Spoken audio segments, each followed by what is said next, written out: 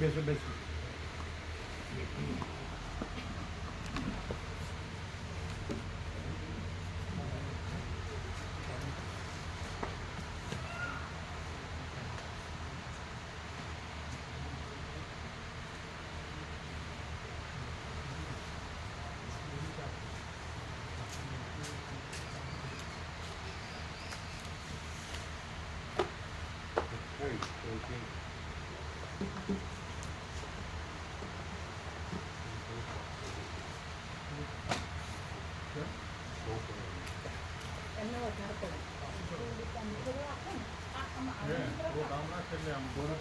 बाजू ना आ जाए छोटे का आम थोड़ा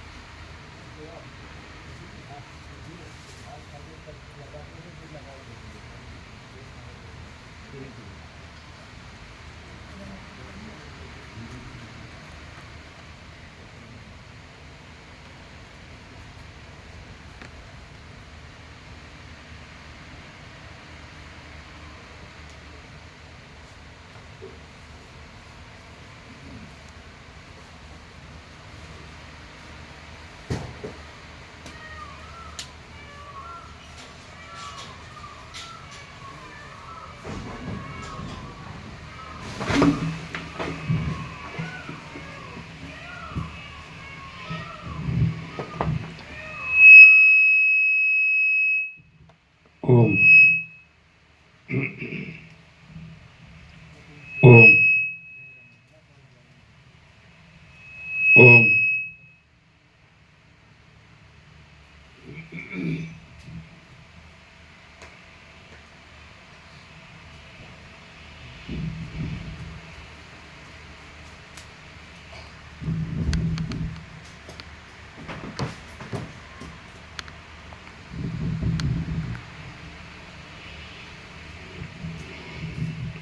परम चिदाकाश, परम ज्योति, अखंड ज्योति, महाचिदाकाश, स्वयं प्रकाश,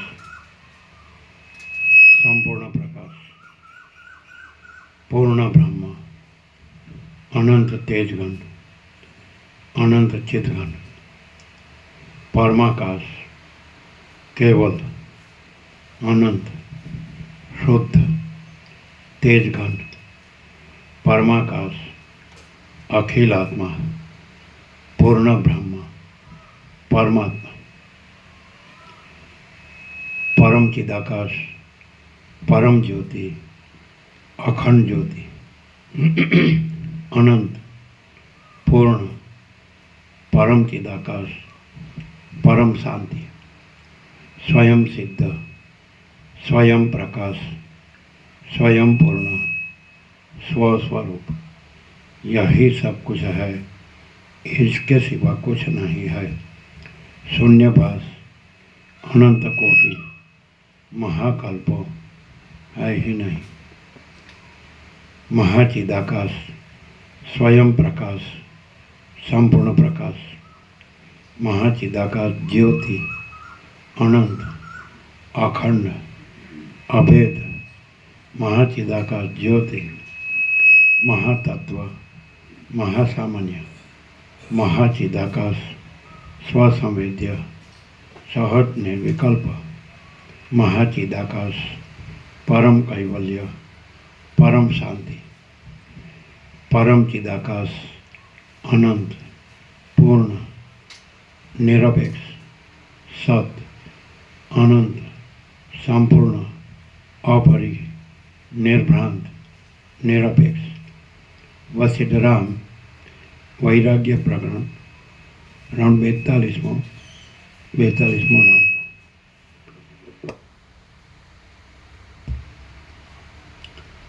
आद्य परब्रह्म सद्गुरु देव की जय।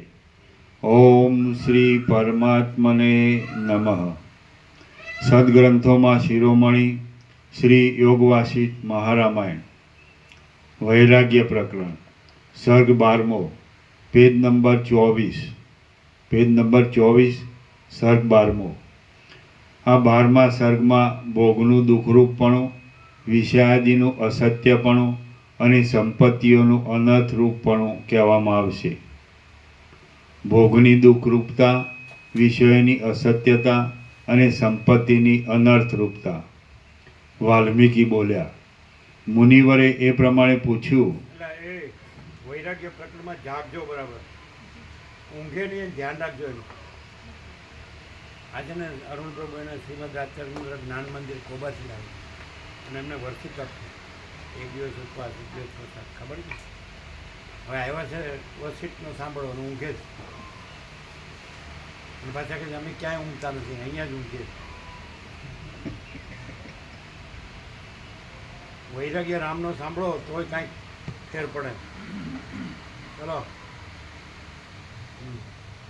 એ ઊંઘે તો જગાડતા રહેજો. ડબ્બુ, ચલો.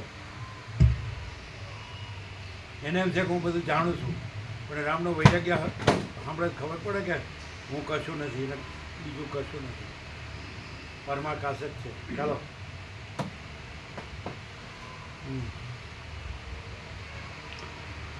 વાલ્મીકી બોલ્યા. મુનિવરે એ પ્રમાણે પૂછ્યું એટલે રામ આશ્વાસન પામ્યા અને તે જાણે પૂર્ણ અર્થના ભારથી ધીરે ચાલતું હોય એવું આ સુંદર વચન બોલ્યા. પેલા મુનિએ શું પૂછ્યું? એ આગળનું હતું, આગળના સર્ગ. અચ્છા, આગળના સર્ગમાં શું પૂછ્યું?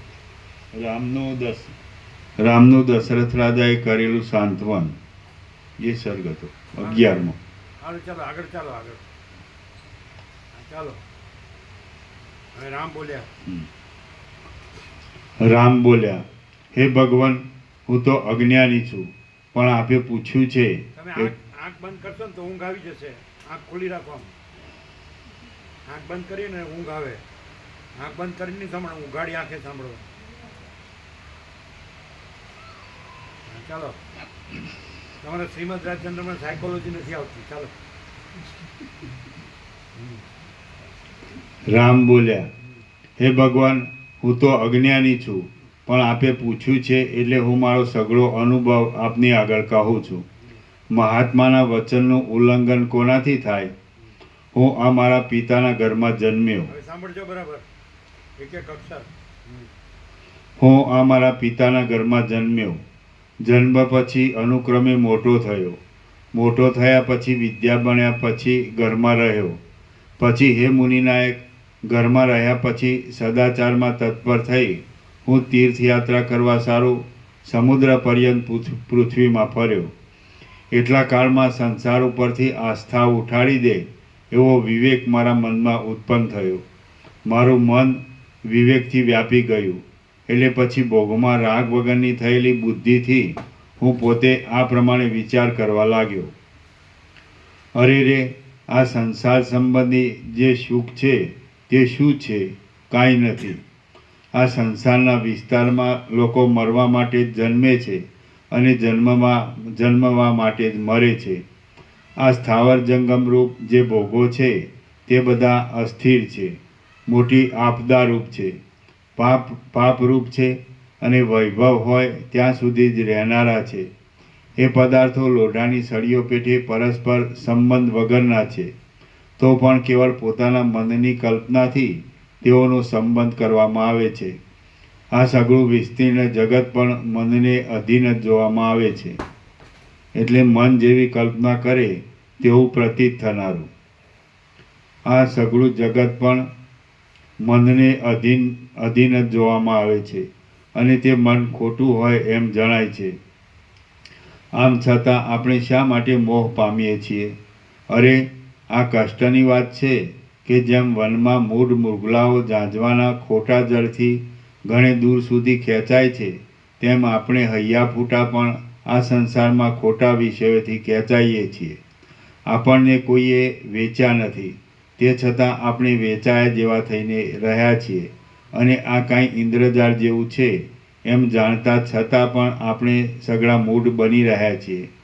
આ પ્રમાણે પ્રપંચોમાં શું સાર છે?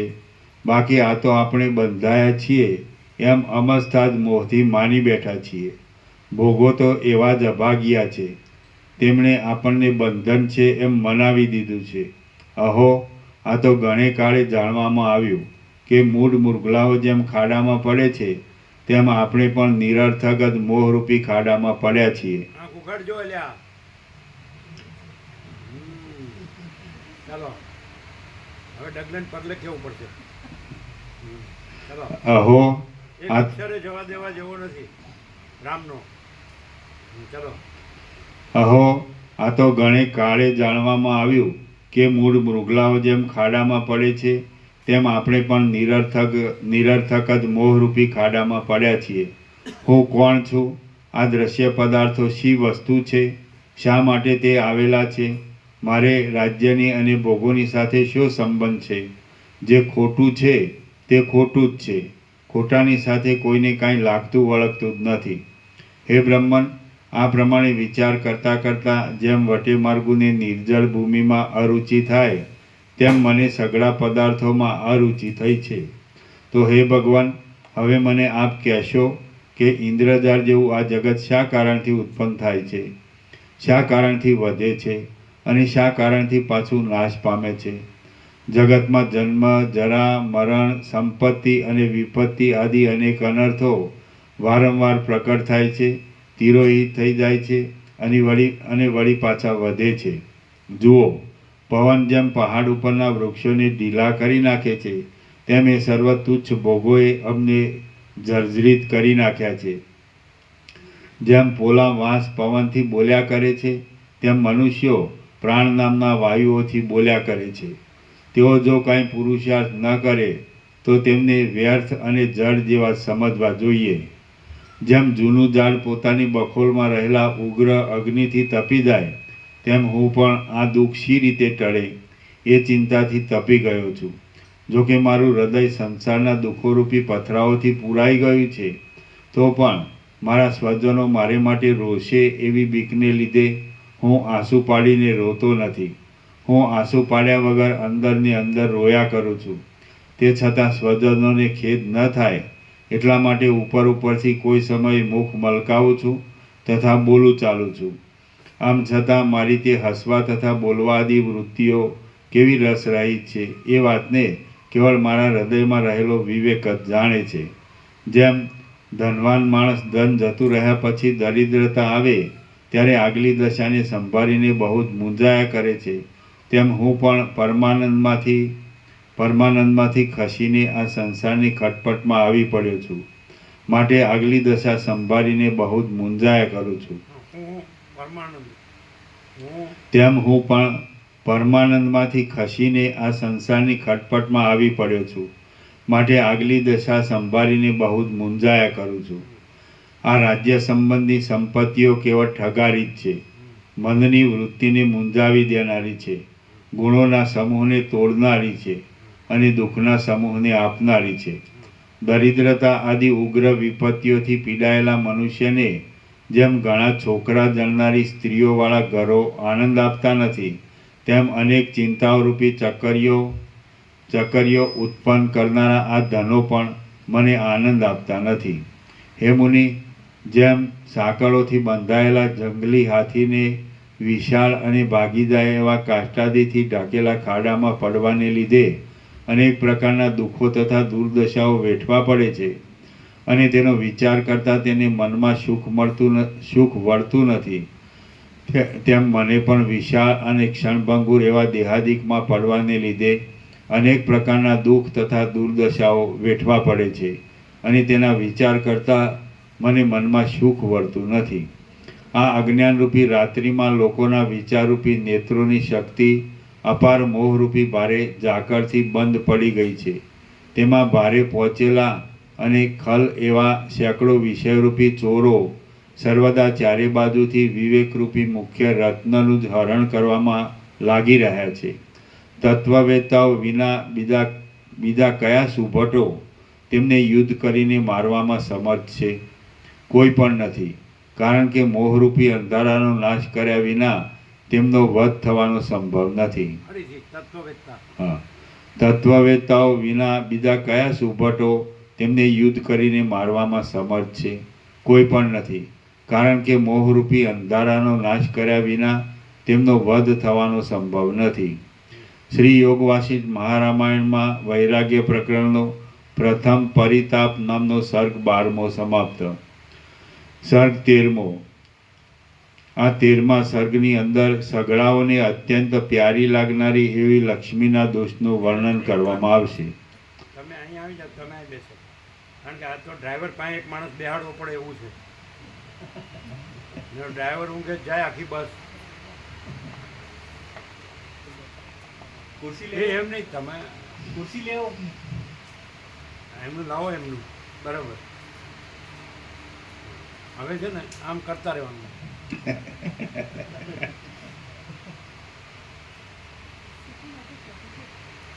હા હા, તમે તો આમ ત્રાસું છે, આમ આમ છે, આમ કરો, આમ કરો, એને ખ્યાલ નથી આવતો. સ્વામીજી की तरफ, स्वामीजी की तरफ चले.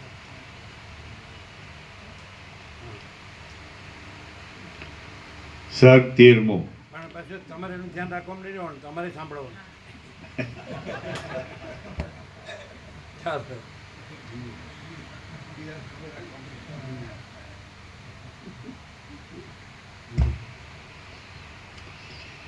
આ 13મા સર્ગની અંદર સગડાઓને અત્યંત પ્યારી લાગનારી એવી લક્ષ્મીના દોષનું વર્ણન કરવામાં આવશે. 16 વર્ષથી વર્ષી તપ કરે, એક દિવસ પ્રસાદ લેવાનો, એક દિવસ ઉપવાસ. હવે હું કામ કરે છે આપણને ખબર નથી, તો આપણે કરીએ.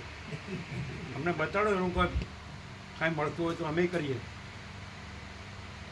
ખબર વગર ક્યાંથી હું પકડ્યું છે ખબર જ નહીં. હાલો ચાલો. એટલે ક્યાં સુધી મરી ગયા સુધી કરવાનું છે? તો એનો મિનિંગ તો હોવો જોઈએ ને કાંઈ. આ ભગવાને આ બધું પોતે રૂપ ધર્યું છે, ભગવાને તે હુકામ ધર્યું છે વર્ષી તપ કરવા. કીડીથી ઈશ્વરથી કીડી સુધી બધાએ સહજ કર્મ કરે જ કે નહીં? બધું સૌ સ્નાન, આહાર, વિહાર, શયન બધું નેચરલ નોર્મલ નથી? એટલે ભગવાન બધું રહ્યા તો એક દિવસ ઉપવાસ ને એક દિવસ જમવા એવી રીતે રહ્યા. તમે સવારે જે લેતા હોય લ્યો, બપોરે જે લેતા હોય લ્યો, સાંજે જે લેતા હોય લ્યો, તેમાં પાપ શું છે? બીજું તમારે બસ અનંત પ્રકાશ, અનંત આનંદ, અનંત શાંતિ જ રહેવું, બીજું કંઈ કરવું નથી. પછી ખોટું શું છે? અને શરીર સ્વસ્થ રાખીને આ અશક્તિ હોય તો ઊંઘ આવે, શક્તિ હોય તો જાગ્રત રહેવાય. એવું નથી કહેતા અમે કે તમે વર્ષે તપ ન કરો, કરો, પણ તો આમાં જાગ્રત રહ્યો. અને આ તો 1-1 કલાક છે. પછી અહીંયા ઊંઘવાનું હોય તો 22 કલાક ઊંઘો. ચાલો. અને રામનો વૈરાગ્ય તો સંપૂર્ણ સાંભળો, અક્ષર અક્ષર. એટલે શ્રીમદ રાજચંદ્રે આવું કાંઈ કીધું જ નથી. એણે તો એમ કીધું હજી મારે 2-3 અવતાર લેવા પડશે. અને આમાં તો અવતાર છે જ નહીં, જન્મ જ નથી. કારણ કે પરબ્રહ્મમાં સૃષ્ટિ ઉત્પન્ન થવાનું કોઈ કારણ જ નથી. નિમિત્ત, ઉપાદાન, સહકારી, એટલે પરબ્રહ્મ જ છે. એટલે પરમ ચિદાકાશ, પરમ જ્યોતિ અખંડ. આ હું જગત એ ભ્રાંતિ છે. ચાલો. અને એમાં તો બધું કવિ હતા, પછી સિદ્ધિઓ હતી, એ બધું આમાં કાંઈ નથી. પછી વ્યક્તિવાળા એ કાંઈ નથી. સમજાય? આખું અનંત એક જ છે, બધું એક જ છે, અખંડ. અને ચૈતન્ય, અખંડ ચૈતન્ય. ચાલો. જેમ અખંડ સૂર્ય છે એમ અખંડ એ પરમાત્મા સૂર્ય છે. ચાલો. બીજું કંઈ છે જ નહીં. જેમ સૂર્યમાં બીજું કાંઈ નથી, એમ અખંડ પરમાત્મા સૂર્યમાં બીજું કાંઈ નથી. એવું આ છે. અને પેલું તો પછી ગુરુ ને પછી શિષ્ય ને પછી તો પછી એક જ વ્યક્તિને ગુરુ કરે તો એ જ ગુરુને માનનારા 4 વાળા જુદા હોય. નથી ખ્યાલ? પછી અગાસમાં જુદું હોય, પછી સાયલામાં જુદું હોય, પછી કોબામાં જુદું હોય. તો કોણ સાચું? પછી ત્યાં વઘઈ છે એની ઉપર આગળ જઈએ એટલે ખરે સાપુતારા જતા રસ્તામાં આવે છે વઘઈ આવવા જતા અરુણ પ્રભુ ત્યાં જતા હોય.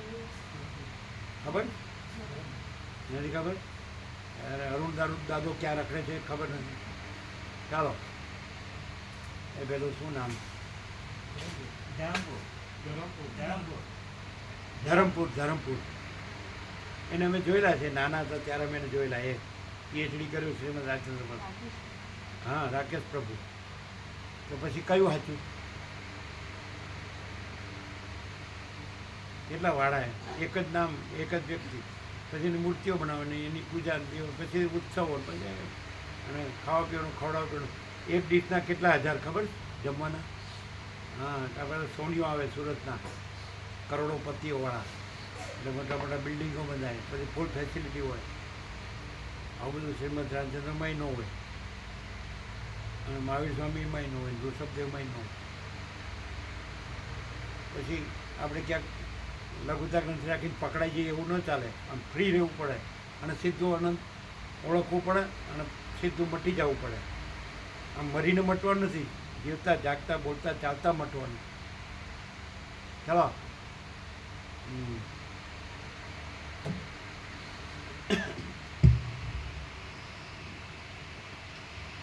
રામ બોલ્યા, હે મુનિ, આ સંસારમાં જેની સ્થિતિને સર્વોત્કૃષ્ટ કલ્પવામાં આવી છે તે લક્ષ્મી પણ વાસ્તવિક રીતે મોહ ઉત્પન્ન કરનારી છે, કારણ કે તેમાંથી અનેક અનર્થો ઉત્પન્ન થાય છે. જો અરુણ પ્રભુ કહો, લક્ષ્મી છોડો, જો મરી ગયા સુધી નહીં છોડે. અને અમે એક જોયું છે કે જેટલા લોકો ડોલરને ભોગો પાછળ પડ્યા છે તો એ લોકોનું ફરી ગયું છે. એને એમ લાગે છે હું બરાબર છું, એ વસીત પ્રકાશથી દેખાય કે એનું ફરી ગયું. જેટલા લોકો ડોલરને ભોગો પડ્યા છે તો અમે અનુભવ્યું છે, અહીંયા ઘણા આવેલા છે, એ લોકોનું ફરી ગયું છે. એટલે એને એમ લાગે હું બરાબર છું, પણ વસીત પ્રકાશથી ખબર પડે કે એનું ફરી ગયું. એને ન ખબર પડે, એને લાગે હું બધું જાણું છું, પાછું એમ કે વસીત જે કે છે બધું હું જાણું છું એમ કે, પણ એનું ફરી ગયેલું હોય. એ અમે જોયેલું. પૈસા ગણતા ગણતા અરુણ પ્રભુના ભાઈનું જ ફરી ગયું છે, ખબર નથી? ખબર? એની હારે જ રહે. એને હવે જુદો રાખ્યો છે ક્યાંક બીજા કોઈ, એને ધ્યાન રાખવું પડે. સાંભળ્યું? હા, લ્યો સાંભળ્યું તો છે. તો તમે એના ભેગા રહેશો તમારું.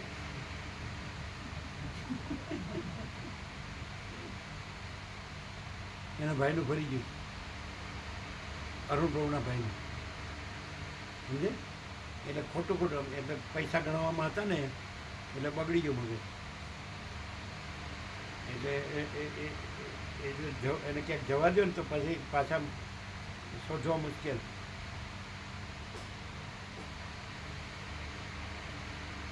કોઈ પૈસાને ભોગો ગણતો હોય ને એનો સંગ ન કરાય. એનો સંગ કરીએ તો જેવો સંગ એવો રંગ. પછી આ ખબર ન પડે પાછું, એ રંગ લાગે તો આ રંગ ન લાગે. આપણે ચોખ્ખા હોઈએ તો આ રંગ લાગે. ચાલો. આ વિદ્યાર્થી અઘરો છે હો. ચાલો, એટલે આગલી બધી ભર્યું હોય ને, કોરી સ્લેટ હોય તો ફટાફટ. પણ આ ચાલો, જો આ લાલ પહેર્યું છે ને એ ખૂબ ભરેલી સ્લેટ છે. આંકા પડી ગયેલા છે એવા ને કે તમે હવે એને એ સ્લેટ તૂટી જાય તો એ આંકા ન જાય, તૂટી ફૂટી જાય એવું છે આ પ્રાણી. એને વસીત કાંઈ નથી, તો એના ગુરુ છે એ જ સર્વસ્વ છે. હાલો, એ ગુરુ એ બધા એ ગુરુ એને નથી ગણતા, પણ આ એના માટે મરી જાય, ન્યોછાવર થઈ જાય. ચાલો, હવે તમે એમ માનો કે આપણે મોહમાયા ફસાણા નથી, પણ આ બધી મોહમાયા જ છે, આ વ્યક્તિને વાડા. ચલો,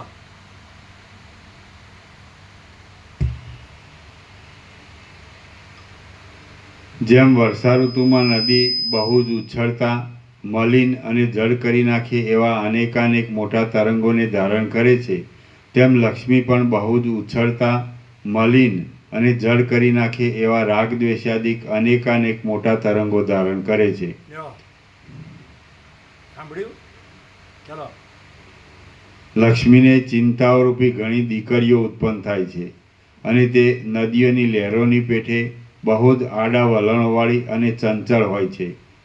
પગમાં અગ્નિના તણખાથી દાઝી ગયેલી કોઈ અભાગણી સ્ત્રી જેમ એક ઠેકાણે પગલું નહીં રાખતા કઢંગી રીતે આમ તેમ દોડ્યા કરે છે, તેમ અભાગણી લક્ષ્મી પણ એક ઠેકાણે પગ માંડ્યા વિના કઢંગી રીતે ચારે બાજુ દોડ્યા કરે છે. દીવાની શિખાની પેઠે લક્ષ્મી પોતાના એક ભાગને સ્પર્શ થવાથી પણ ભારે બળતરા ઉત્પન્ન કરે છે અને પોતાની અંદર વિનાશરૂપ કાજળને ધરી રહે છે. રાજાની પ્રકૃતિની પેઠે તે મૂઢ છે અને કષ્ટપ્રાય છે. ગુણ અવગુણનો વિચાર કર્યા વિના જ તે પાસે રહેનારા જે કોઈના પર ચડી જાય છે ગુણ અવગુણનો વિચાર કર્યા વિના જ તે પાસે રહેનારા જે કોઈના પર ચડી જાય છે. જેમ દૂધ પાવાના કાર્યોથી અનેક સર્પોના વેગનો વિસ્તાર થાય છે, તેમ પાપ કાર્યો કરવાથી પાપોના વેગનો વિસ્તાર થાય છે. એવા પાપ કર્મો કરવાથી જ લક્ષ્મી વિસ્તાર પામે છે. જ્યાં સુધી વાયુએ ટાઢને કઠિન ન કરી હોય ત્યાં સુધી તે ટાઢ શીતળ અને કોમળ સ્પર્શવાળી લાગે છે. તે જ પ્રમાણે જ્યાં સુધી લક્ષ્મીએ માણસને કઠિન ન કર્યો હોય ત્યાં સુધી તે માણસ સ્વજનને તથા પરજનને ટાઢો તથા કૂણો લાગે છે. જેમ ધૂળની મુઠ્ઠી ગમે કાઠો કાઢો તો કડવો હોય. કાઢો બનાવે કાઢો પેલા માં આપતા હતા ને કાઢો બધાને. કાઢો પેલું 1.5 વર્ષ ચાલ્યો એમાં.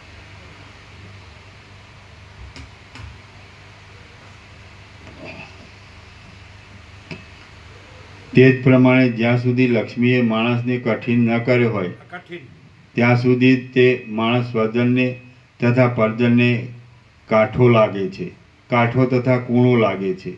જેમ ધૂળની મુઠ્ઠી ગમે તેવા કઠિન હતું એ હા કઠિન ને કાઠો કાઠો હા જેમ ધૂળની મુઠ્ઠી ગમે તેવા ઉત્તમ મણિઓને પણ મેલા કરી નાખે છે, તેમ લક્ષ્મી વિચક્ષણ, શૂર, કૃતજ્ઞ, ઉદાર અને કોમળ માણસોને પણ મલિન કરી નાખે છે. હે ભગવાન, ઝેરી લતાની પેઠે લક્ષ્મી સુખ માટે નહીં પણ દુઃખ માટે જ વધે છે. તમે કોમર્સ કર્યું ને એમાં લક્ષ્મી સિવાય બીજું કાંઈ નથી. છે બીજું? હા, એ પેલા બેઠા એ કોમર્સ વાળા છે. એટલે ચાલો કરવું નથી કરવું તો અનિચ્છાએ જવું પડ્યું કોમર્સ. શું કહે છે? કરવું નતું પણ અનિચ્છાએ જવું પડ્યું કોમર્સમાં. અમને કરવું ન પડે એવું કોઈએ કરાવ્યું નથી અનિચ્છાએ. ઘણો બાપની તાકાત છે. અમારે ન કરવું હોય એ કરાવવાની કોની તાકાત છે? ચલો, અમારે જે રહેવું હોય એ ન રહેવા દેવાની કોની તાકાત છે? અમારે ન રહેવું હોય, ન કરવું હોય અને ન જીવવું હોય એ અમારી પાસે કરાવવાની કોની તાકાત છે? અમારે જે જીવવું હોય, જે રહેવું હોય, જે કરવું હોય એ ન કરવા દેવાની કોની તાકાત છે? વસીટ એમ કે છે બધું પોતાના હાથની વાત છે. ચલો, તો એનો અર્થ એમ થાય કે વર્ષી તપ તમારે કરવું નથી પણ કોકે કરાવ્યું છે, એવું જ થાય. જે એક જ મન બુદ્ધિ છે એ એકમાં જેમ કરે પછી બધામાં એમ કરે, એના વિશે ઉધારી શકાય. એકમાં કોક કરાવે તો પછી બીજામાંય કોક કરાવે, ત્રીજામાંય કોક કરાવે. ચાલો, અમને કોઈ કાંઈ કરાવતું નથી. પણ સાચા જ રહેવું હોય તો ખોટું કંઈ છે જ નહીં ને, બધું સત્ય, બધું ભગવાન બધું રહ્યા છે તો એમાં ખોટું તો આવે જ નહીં. તમે કોક કરાવે ને ન કરાવે ને એવું ક્યાં આવે? ચાલો,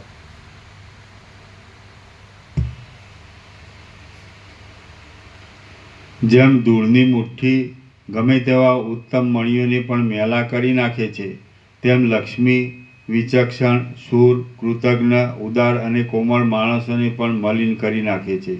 હે ભગવાન, ઝેરી લતાની પેઠે લક્ષ્મી સુખ માટે નહીં પણ દુઃખ માટે જ વધે છે. રક્ષણ કરવાથી તે અંતે વિનાશ જ લાવે છે. ધનવાન છતાં લોકોની નિંદાને પાત્ર ન થયેલો, શૂરવીર છતાં બકવાદ નહીં કરનારો અને સમર્થ છતાં સમદર્શી રાખનારો એ 3 પુરુષો અતિ દુર્લભ છે. ફરીથી ધનવાન છતાં લોકોની નિંદાને પાત્ર ન થયેલો, શૂરવીર છતાં બકવાદ નહીં કરનારો અને સમર્થ છતાં સમદર્શી રાખનારો એ 3 પુરુષો અતિ દુર્લભ છે. આ લક્ષ્મી અનેક દુઃખરૂપી સર્પોની કમળોનો નાશ કરનારી તે રાત્રિરૂપ છે. હે સુખરૂપી સુખરૂપી. જો અમે કેવા ઊંઘીએ છીએ.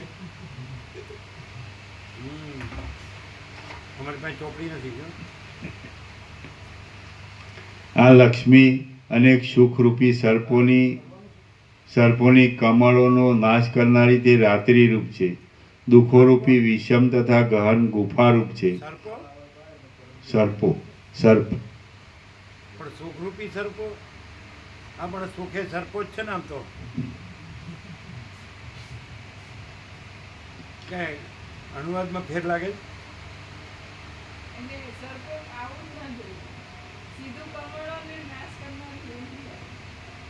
ના પણ સુખે સર્પ જ છે ને. હવે સુખની તમે આશા રાખો એટલે જ દુઃખ આવે. માયામાં તો એવું હોય, ઉલટું હોય. ચલો.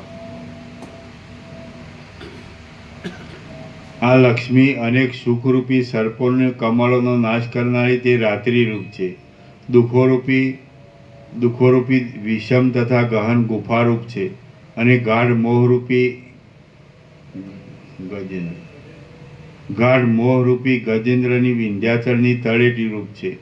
સત્કાર્યરૂપી કુમુદો રાત્રિ વિકાસી કમળોને ચાંદની રૂપ છે. સુદ્રષ્ટિરૂપી દીવીને વંટોળિયા રૂપ છે અને અનેક વિકારોરૂપી કલ્લોલોની તે નદી રૂપ છે. તે ભ્રાંતિના ગંધર્વ નગર રૂપ છે. ખેદરૂપી ઝેરને વધારનારી છે. પેલા આગળ બેઠેલા સમજાય એટલે ઊંઘવા માટે પાછળ વયા ગયા. તમે પેલા આગળ બેઠા હતા, તમે જોયેલા ને ચિરાગ પ્રભુ? હા, શરૂઆતમાં આવ્યા આગળ નહોતો બેઠા, પછી પાછળ જઈને મજેથી ઊંઘે. પ્રભુજી આ જોતું નહોતું મને, પણ દાદાજી કીધું આ રાખ કરતી શું કે છે? અલ્યા એ તો એને કરોડરજ્જુમાં તકલીફ છે એટલે રાખવું જોઈએ. સમજાય? તો એની કઈ દવા નથી નહીં. એટલે આ હોય તો બેસાય ખરું.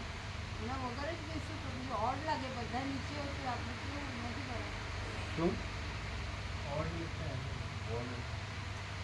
મૂકે છે? અજીબ લાગે. અજીબ બધાને જેવું કે બધાને છે ને. આ જો બધાને નથી. જેને એવું જોવે એમાં બેસે. જેને પગની તકલીફ હોય, આ હોય તે હોય છે ને બધું. એને તકલીફ નથી. આ હવે બધા ન બેસી શકે. આ રહ્યું બધા બેઠા ને પાછળ છે ને બધા. તો પછી તમારે ઉપર બેસવું હોય તો બેસાય. જો પેલા બેઠા છે ને એમને પગની તકલીફ છે એટલે ઉપર બેઠા. ચાલો, અમારે પગની તકલીફ નથી તોય ઉપર બેઠા. ચાલો, અમે તો આ ટેકા વગર અને આ ખુરશી વગર તમે કયો એટલા બેસી શકીએ. આમ નીચે યોગા સેટ તત્વબોધ શરૂ કર્યું ત્યારે નીચે જ બેસતા, પણ બધા કે દેખાતું નથી એટલે પછી ઉપર બેહાડ્યા. ચાલો, અમે કીધું આમાં કાંઈ જોવા જેવું કાંઈ નથી, સાંભળો. ચલો, બરાબર. ખેદરૂપી ઝેરને વધારનારી છે. વિકલ્પરૂપી ધાન્યોના ખેતરરૂપ છે અને ખેદ સહિત ભયને ઉત્પન્ન કરનારી સર્પિણી રૂપ છે. વૈરાગ્યરૂપી લતાઓની તે હિમરૂપ છે. લક્ષ્મી, હા, આ લક્ષ્મીની વાત છે. આનું પ્રભુ છોડતા નથી એ. ચલો, વૈરાગ્યરૂપી લતાઓને તે હિમરૂપ છે. રાગદ્વેષ આદિ ગુવળોને તે રાત્રિરૂપ છે. વિવેકરૂપી ચંદ્રને તે રાહુની દાઢ રૂપ છે અને સૌજન્યરૂપી કમળને ચાંદની રૂપ છે. ઇન્દ્રધનુષની પેઠે તે ચપળતા ભરેલા અનેક રંગોથી મનને હરનારી છે. વીજળીની પેઠે ઉત્પન્ન થઈને તે ચપળતાથી તરત જતી રહેનારી છે અને જળનો આશ્રય કરનારી છે. ચપળતામાં તે વનના નોળિયા કરતાં પણ અધિક છે. તે નીચ કુળના લોકોની પાસે ભરાઈ રહેનારી છે અને ઉનાળાના ઝાંઝવાના પાણી કરતાં પણ તે વધારે ઠગનારી છે. પાણીની લહેરની પેઠે તે કોઈ સ્થળમાં ક્ષણ માત્ર પણ એકરૂપે રહેતી નથી. દીવાની જ્યોતની પેઠે તે ચંચળ છે અને અચાનક દુર્દશામાં નાખનારી છે. હવે શ્રીમદ રાજચંદ્રે 37 વર્ષે શરીર છોડી દીધું. 37 વર્ષ. અને હીરાનો ધંધો હતો, વેપાર હતો, તો એ વહેલો છોડી દીધો. હવે છોડી દીધો કે નહીં? તો અરુણ પ્રભુ 80 વર્ષે છોડે? કાંઈ છોડે? ક્યાં તમારો અરુણ દાદો ચલો એ પોલમપોલ આઈ ન ચાલે. બોલવાનું બધું દેખાડવાનું બધું નહીં. ચલો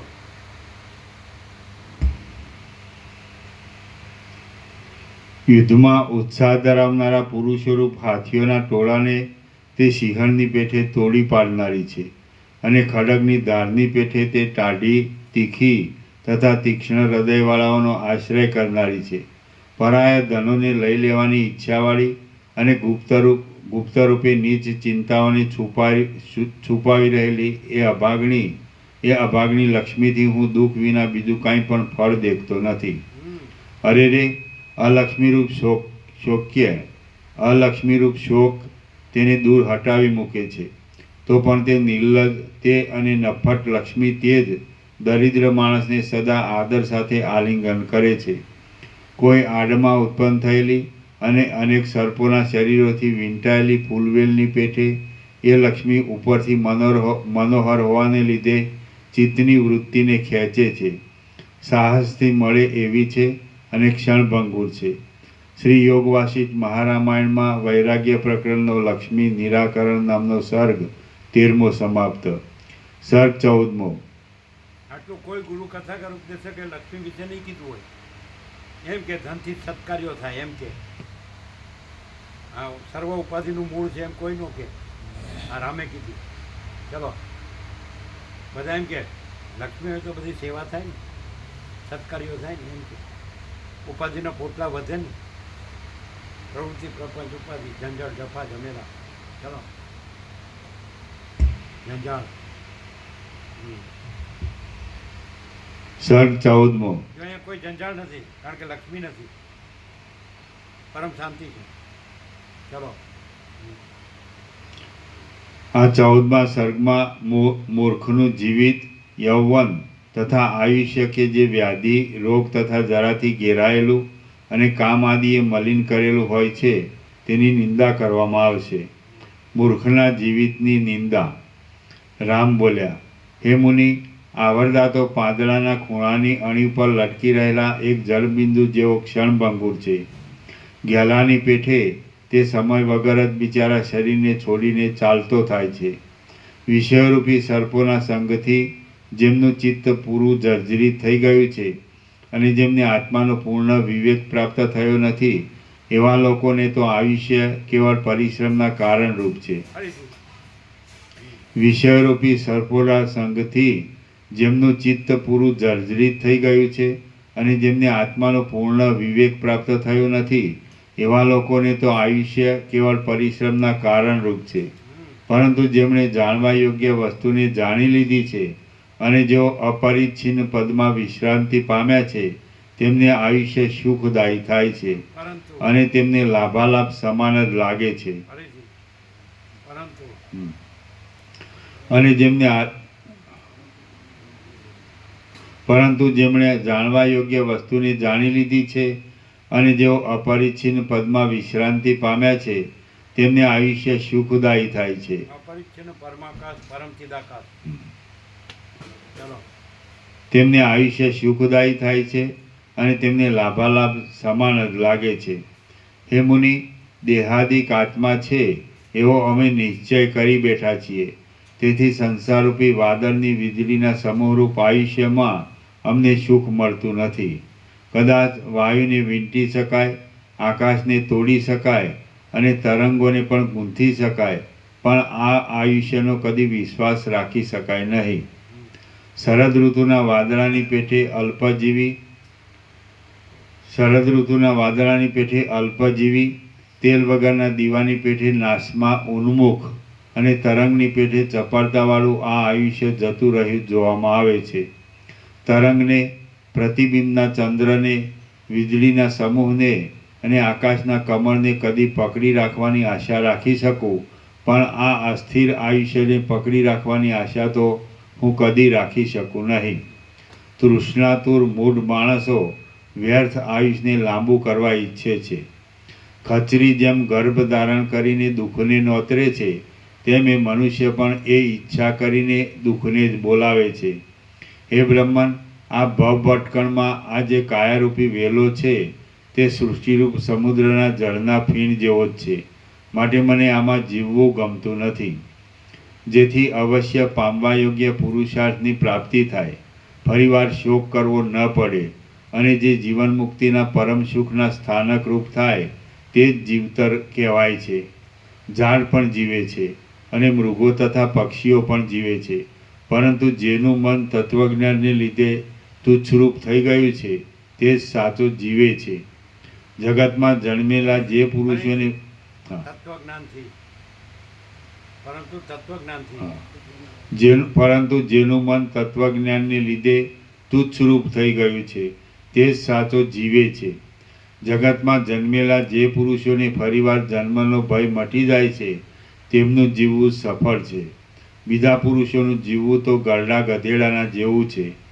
અવિવેકીને શાસ્ત્ર પણ ભારરૂપ છે, વિષયોમાં રાગવાળાને જ્ઞાન પણ ભારરૂપ છે, અશાંતને મન પણ ભારરૂપ છે અને આત્માને નહીં જાણનારને શરીર પણ ભારરૂપ છે. ફરીથી સાંભળો, બરોબર. ફરીથી. અવિવેકીને શાસ્ત્ર પણ ભારરૂપ છે, વિષયોમાં રાગવાળાને જ્ઞાન પણ ભારરૂપ છે, અશાંતને મન પણ ભારરૂપ છે અને આત્માને નહીં જાણનારને શરીર પણ ભારરૂપ છે. વૈતરાને જેમ ભાર દુઃખદાયી છે તેમ દુર્બુદ્ધિ પુરુષને રૂપ, આયુષ્ય, મન, બુદ્ધિ તથા અહંકાર એ સઘળું દુઃખદાયક જ છે. વિશ્રાંતિ વગરનું, પૂર્ણ કામપણાથી રહિત, આપદાઓના મોટા સ્થળરૂપ અને રોગરૂપી પક્ષીઓના નિવાસરૂપ આ આયુષ્ય અત્યંત પરિશ્રમના સાધનરૂપ જ છે. જેમ ઉંદર નિત્યના પરિશ્રમથી કાયર થયા વિના નિરંતર ધીમે ધીમે જૂના ખાડાને અત્યંત ખોદ્યા જ કરે છે, તેમ કાળ પણ નિત્યના પરિશ્રમથી કાયર થયા વિના નિરંતર આયુષ્યને અત્યંત ખોદ્યા જ કરે છે. દરમાં રહેનારા અને ઝેરથી બાળી નાખનારા ભયંકર સર્પો જેમ વનના વાયરાને પીધા કરે છે, તેમ શરીરરૂપી દરમાં રહેનારા અને ઝેરના જેવી બળતરા દેનારા ભયંકર રોગો પણ આયુષ્યને પીધા કરે છે. તુચ્છ, નિરંતર રજને જરતા અને અંદર રહેનારા ગુણ નામના ક્રૂર કીડાઓ જેમ જૂના ઝાડને કાપ્યા કરે છે, તેમ નિરંતર તુચ્છ, લોહીપરુ આદિને જરતા અને અંદર રહેનારો રોગ આદિ ક્રૂર દુઃખો શરીરને કાપ્યા કરે છે. બિલાડો જેમ ઉંદરને તરત ગળી જવા સારું તેના ઉપર ઉત્કંઠાભેર નિરંતર ટાપ્યા કરે છે, તેમ મૃત્યુ પણ આયુષ્યને તરત ગળી જવા સારું તેના ઉપર ઉત્કંઠાભેર નિરંતર ટાપ્યા કરે છે. જેમ બહુ ખાનારો માણસ અન્નને જીર્ણ કરી નાખે છે, તેમ ગંધ આદિ ગુણોવાળી અને સાર વગરની વૃદ્ધાવસ્થારૂપ વેશ્યા શરીરને અશક્ત કરી જીર્ણ કરી નાખે છે. જેમ સજ્જન થોડા દિવસમાં દુર્જનને ઓળખી કાઢે છે અને તેને પ્રીતિ રહી થઈને છોડી દે છે, તેમ યૌવન પણ થોડા દિવસમાં શરીરને ઓળખી કાઢે છે અને તેને પ્રીતિ રહિત થઈને છોડી દે છે. જેમ ઝાડ પુરુષ રૂપ ઉપર તાક્યા કરે છે, તેમ દુઃખ, જરા અને મરણનો મિત્ર એવો કાળ પણ નિત્ય આયુષ્ય ઉપર જ તાક્યા કરે છે. સ્થિરપણાએ તથા સુખદાયીપણાએ સર્વદા છોડી દીધેલું ગુણ રહિત અને મરણના પાત્રરૂપ આયુષ્ય જગતમાં જેવું અત્યંત તુચ્છ છે તેવું બીજું કાંઈ પણ અત્યંત તુચ્છ નથી. ફરીથી. સર્વદા સ્થિરપણાએ તથા સુખદાયીપણાએ સર્વદા છોડી દીધેલું ગુણરહિત અને મરણના પાત્રરૂપ આયુષ્ય જગતમાં જેવું અત્યંત તુચ્છ છે તેવું બીજું કાંઈ પણ અત્યંત તુચ્છ નથી. શ્રી યોગવાસિત મહારામાયણમાં વૈરાગ્ય પ્રકરણનો મૂર્ખના જીવનની નિંદા નામનો સર્ગ 14મો સમાપ્ત. સર્ગ 15મો.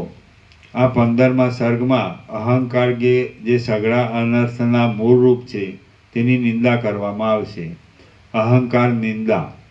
રામ બોલ્યા, અહંકારરૂપી દુષ્ટ શત્રુથી હું ભય પામું છું. મોહને લીધે વૃથા ઉત્પન્ન થયો છે. મોહને લીધે વૃથા ઉત્પન્ન થયો છે, વૃથા વધે છે અને નિરર્થક જ છે. વિવિધ આકારવાળો સંસાર એ અહંકારને લીધે જ રાગમાં પણ પુરુષોને રાગદ્વેષાદી દોષરૂપી કોઠારમાં મૂંઝવ્યા કરે છે. વિપત્તિઓ અહંકારથી જ થાય છે, દુશ્ચિંતાઓ અહંકારથી જ થાય છે અને અહંકારથી જ નીચ ક્રિયા પણ થાય છે. માટે અહંકાર જ મારો રોગ છે. હે મુનિ, એ અહંકાર મારો લાંબા કાળનો વહેરી છે. તેને લીધે જ હું ખાતો નથી અને પાણી પણ પીતો નથી. તો પછી ભોગોને તો કેમ જ ભોગવું? પારધીની જેમ અહંકારરૂપી દોષ મનમોહક જાળ પાથરે છે. સંસારરૂપ રાત્રિ જેમ લાંબી છે તેમ મનમોહક માયા પણ લાંબી છે. જેમ પર્વત ઉપર લાંબા વિષમ અને મોટા ખેરના ઝાડો ઉગે છે તેમ એ અહંકારથી જ લાંબા વિષમ અને મોટા એવા જે તે દુઃખો ઉત્પન્ન થાય છે. શાંતિરૂપી ચંદ્રને અહંકાર રાહુના મુખરૂપ છે. ગુણરૂપી કમળોને અહંકાર મહાવિષમ હિમરૂપ છે અને સમતારૂપી મેઘને અહંકાર શરદ ઋતુના સમયરૂપ છે. હું એ અહંકારને છોડી દઉં છું. હું રામ નથી, મને વાંછના નથી અને કોઈ પદાર્થોમાં મારું મન લાગતું નથી. હું તો સર્વ પ્રાણીઓને મારા સમાન ગણીને હારી ગયેલાની પેઠે શાંતિથી બેસી રહેવા ઈચ્છું છું. મેં અહંકારથી જે કાંઈ ભોગવ્યું છે, હોમ્યું છે અને કર્યું છે તે સઘળું નિસ્સાર જ થયું છે. અહંકારથી રહિત એવું એ જ સાર છે. અહંકારથી રહેવું એ જ સાર છે. અહંકારથી રહિત, હા, અહંકારથી રહિત રહેવું એ જ સાર છે. હે બ્રહ્મન, જો મને હું છું એવું અભિમાન થાય છે તો હું આપદાઓથી દુઃખી થાઉં છું અને એ અભિમાન હોતું નથી તો હું સુખી થાઉં છું. હે બ્રહ્મન, જો મને હું છું એવું અભિમાન થાય છે તો હું આપદાઓથી દુઃખી થાઉં છું અને એ અભિમાન હોતું નથી તો હું સુખી થાઉં છું. એટલા માટે નિરહંકારપણું શ્રેષ્ઠ છે. હે મુનિ, હું અહંકારને છોડી દઈ શાંતિ ભરેલા મનથી ઉદ્વેગ રહિત થઈને રહું છું. ભોગોનો સમૂહ તો દેહ, ઇન્દ્રિય અને વિષય આદિ વિનાશી પદાર્થોને અધીન છે. જો એ બધામાંથી એકાદ પદાર્થનો ભંગ થાય તો પણ ઉદ્વેગ થયા વિના રહે નહીં. હે બ્રહ્મન, જ્યાં સુધી અહંકારરૂપી મેઘ પોતાના ગાત્રોને વિસ્તારે છે ત્યાં સુધી તૃષ્ણારૂપી ઇન્દ્રજમના ઝાડના માંજર ફૂટ્યા કરે છે. અહંકારરૂપી મેઘ શાંત થાય છે ત્યારે તૃષ્ણારૂપી નવીન વિદ્યુલતા બુઝાઈ ગયેલા દીવાની જ્યોતની જેમ તરત જ ક્યાંય સરી જાય છે. અહંકારરૂપી મોટા વિંધ્યાચળમાં મનરૂપી મોટા મદોન્મત હાથી મેઘની પેઠે ભારે કડાકાથી ગાજ્યા કરે છે. આ દેહરૂપી મહાવનમાં ગાઢ અહંકારરૂપી મોટો સિંહ કૂદ્યા કરે છે. તેણે જ આ જગત વિસ્તાર્યું છે. અહંકારરૂપી મોટા ઝાડ પુરુષે તૃષ્ણારૂપી ઝીણા દોરામાં પરોવાયેલી ઘણા ઘણા જન્મોની પરંપરાને પોતાના ગળામાં મોતીના હાર રૂપ કરી છે. હે મુનિ, આ અહંકારરૂપી વેરીએ અહીં કાંઈ મંત્ર તંત્ર કર્યા વગર જ પુત્ર, મિત્ર અને સ્ત્રી આદિ ઉન્માદક સાધનો પ્રસાર્યા છે. જો અહંકાર ટળી જાય છે તો ઉપર કહેલી સઘળી દુષ્ટ પીડાઓ પણ તરત આપોઆપ ટળી જાય છે. જો અહંકારરૂપી મેઘ ધીરે ધીરે શાંત થાય છે તો મનરૂપી આકાશમાં રહેલી અને શાંતિને કાપી નાખનારી મોહરૂપી ઝાકળ ક્યાંય જતી રહે છે. હે બ્રહ્મન, હું નિરહંકાર વૃત્તિમાં છું અને છતાં મૂર્ખતાને લીધે જ શોકથી પીડાયા કરું છું. તો આપને જે કાંઈ યોગ્ય જણાય તે મને કહો. હે મહાનુભાવ, હૃદયમાં રહેલું અહંકારરૂપી લાંછન સઘળી આપદાઓના સ્થાનરૂપ છે. ધ્રુવ પથથી વિરુદ્ધ છે. શાંતિ આદિ ઉત્તમ ગુણોને દૂર રાખનાર છે. સુખ શાંતિ આદિ ઉત્તમ ગુણોને દૂર રાખનાર છે અને ચારે બાજુ મહાદુઃખ રૂપ છે. હું તેને વિવેકની દ્રઢતાથી રાખતો નથી. માટે આપ હવે જે કર્તવ્ય હોય તેનો ઉપદેશ કરો. માટે આપ હવે પછી જે કર્તવ્ય હોય તેનો ઉપદેશ કરો. શ્રી યોગ વાસિષ્ઠ મહારામાયણમાં વૈરાગ્ય પ્રકરણનો અહંકાર જુગુપ્સા નામનો સર્ગ 15મો સમાપ્ત. સર્ગ 16મો 15મા સર્ગની નીચેની ટાંચ છે. આ 15મા સર્ગમાં હું બ્રહ્મ છું. આ શુદ્ધ અહંકારથી ભિન્ન બીજા સર્વ અશુદ્ધ અહંકારો કે જે બંધન કરનારા છે તેમની નિંદા કરી છે. સર્ગ 16મો. આ 16મા સર્ગમાં ચિત્તના દોષોનું વિસ્તારથી વર્ણન કરવામાં આવશે. ચિત્ત દોષનું વર્ણન. રામ બોલ્યા, સારા કાર્યોને તથા મહાત્માઓના સેવનને છોડી દેવાથી ચંચળ ચિત્ત રાગદ્વેષાદિક દોષોથી જર્જરિત થઈ જાય છે.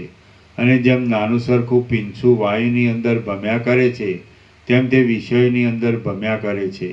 ગામના કૂતરાની પેઠે તે રાગ અને અત્યંત વ્યગ્ર થઈને નિરર્થક આમ તેમ દૂર દૂર દોટ મૂક્યા કરે છે. એ ચિત્તને ક્યાંય કાંઈ પણ ગમતું નથી.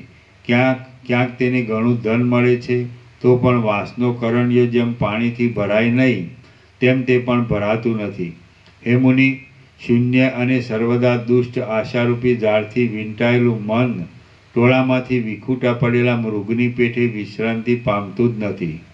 તરંગ જેવી ચપળ વૃત્તિવાળું મન પોતાના અવ્યવસ્થિતપણાને છોડીને ક્ષણ માત્ર પણ હૃદયમાં સ્થિતિ કરતું નથી. જેમ મંદરાચળથી ક્ષોભ પામેલું ક્ષીરસાગરનું જળ દશે દિશાઓમાં ફરી વળે છે તેમ વિષયોના ચિંતવનથી ક્ષોભ પામેલું મન દશે દિશાઓમાં દોડાદોડ કરે છે. અનેક જાતની ઠગાઈઓરૂપ ક્રૂર મગરની માળાવાળા અને ભોગ મેળવવાના ઉત્સાહરૂપ તરંગોથી ડૂબાડી દે એવી ચકરીઓવાળા એ મનરૂપી મહાસાગરને રોકવાને હું સમર્થ નથી. હે બ્રહ્મન, મનરૂપી મૃગ ભોગરૂપી ધ્રોવના અંકુરોની લાલચથી નરકરૂપ ખાડામાં પડી જવાની ચિંતા નહીં રાખતા દૂર દોડ્યા કરે છે. જેમ સમુદ્ર પોતાના ચંચળપણાને છોડતો નથી તેમ મારું ચિત્ત આકુળ વૃત્તિથી પોતાના અવ્યવસ્થિતપણાને કદી છોડતું નથી.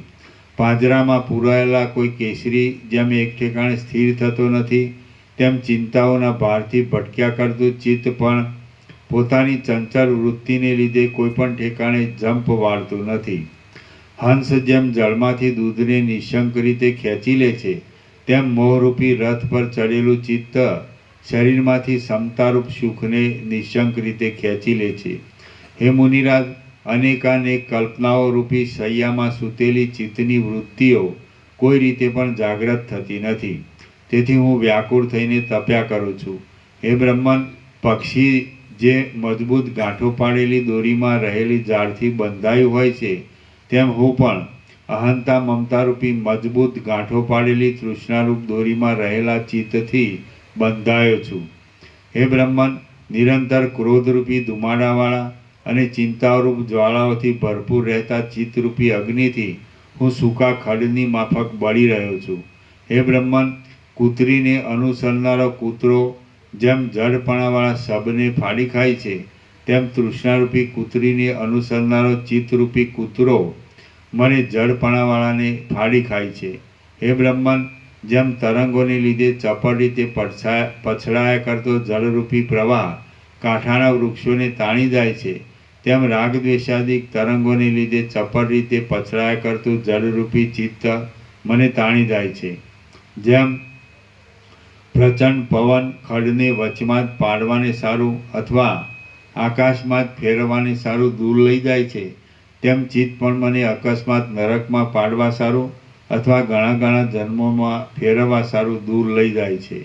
હું આ સંસાર સમુદ્રને તરી જવાની નિત્ય ઉત્કંઠા રાખું છું. છતાં પાદ જેમ પાણીના પૂરને રોકી રાખે છે તેમ દુષ્ટ ચિત્ત મને રોકી રાખે છે. જેમ નીચેથી ઊંચે જતી અને ઊંચેથી નીચે જતી ખરાબ દોરી કૂવામાંથી પાણી કાઢવાના લાકડાને ચોંટી રહે છે, તેમ નીચેથી ઊંચે જતું અને ઊંચેથી નીચે જતું આ ચિત્ત મને વળગી રહે છે. જેમ બાળક ખોટી કલ્પનાથી ભયંકર રૂપને પામેલા અને પૂર્ણ વિચારથી મિથ્યા થઈ જનારા ભૂતથી ઝડપાઈ જાય છે, તેમ હું પણ ખોટી કલ્પનાથી ભયંકર રૂપને પામેલા અને પૂર્ણ વિચારથી મિથ્યા થઈ જનારા ચિત્તથી જલાઈ ગયો છું. હે બ્રહ્મન, ઘણા શ્રમથી પણ દૂર કરી શકાય નહીં એવો એ મનરૂપી પિશાચ અગ્નિ કરતાં પણ વધારે તાપ દેનારો છે, પર્વત કરતાં પણ વિશેષ કષ્ટ સાધ્ય છે અને વજ્ર કરતાં પણ વધારે દ્રઢ છે. જેમ પક્ષી માંસ ઉપર ઝપટ મારે છે, તેમ ચિત્ત વિષયો ઉપર ઝપટ મારે છે. બાળક જેમ રમકડું મળતા ઘણા દિવસના અભ્યાસને છોડી દે છે, તેમ ચિત્ત પણ વિષય મળતા ઘણા દિવસથી માંડેલા શુભ કાર્યને છોડી દે છે. હે તાત, જડ પ્રકૃતિવાળો, જડ એટલે અજ્ઞાન અને શીતળતા. હે તાત, જડ પ્રકૃતિવાળો, અત્યંત ચંચળ, જન્મ મરણરૂપી અનેક વિસ્તૃત ચકરીઓથી ભરેલો અને કામાદિરૂપ મહાદુઃખદાયી સર્પોના નિવાસવાળો આ મનરૂપી સમુદ્ર મને દૂર તાણી લઈ જાય છે. હે મહાત્મા, મહાસમુદ્રને પી જવા કરતાં, મેરુ પર્વતને ઉખેડી નાખવા કરતાં અને અગ્નિનું ભક્ષણ કરવા કરતાં પણ ચિત્તનો નિગ્રહ કરવો વધારે કઠિન છે. ચિત્ત જ વિશ્વના કારણરૂપ છે.